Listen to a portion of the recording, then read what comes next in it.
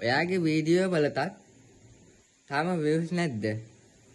මෙන්න මේ හින තමයි ගොඩක් අය හිතන්නේ YouTube එක කියන්නේ ලක් එක නැත්තම් වසනාව හින්දා වෙන දෙයක් කියලා. හැබැයි ඒක එහෙම නෑ. ඔයාගේ වීඩියෝ ෆේල් වෙන්නේ මෙන්න මේ හේතු තුන හින්දා. අංක 1 bad title. අංක 2 මුල් තප්පර පහ ඔයාගේ වීඩියෝ එක බෝරින්. 3 story. මේක කොහොමද හදාගන්නේ? ඔයා වීඩියෝ එක හොඳට දාන්න හොඳ ටයිටල් එකක් දාන්න ඕන ඔයාගේ වීඩියෝ එකට. අය ගොඩක් කට්ටිය ඉන්නවා මුල් තප්පර පහ. ඒක මේ ටික. මේක බලලා වීඩියෝ එක ඔයාගේ බලන්නේ නැහැ. ඒක ඔයාගේ වීඩියෝ එක බෝරින් වෙනවා. ඒක නැති කරන්න. ඒකින්ද ඔයා හොඳ ටයිටල් එකක් දාන්න ඕනේ ඔයාගේ වීඩියෝ එකට. ඒක හොඳට දාන්න. ඒකෙන් ටයිටල් එක.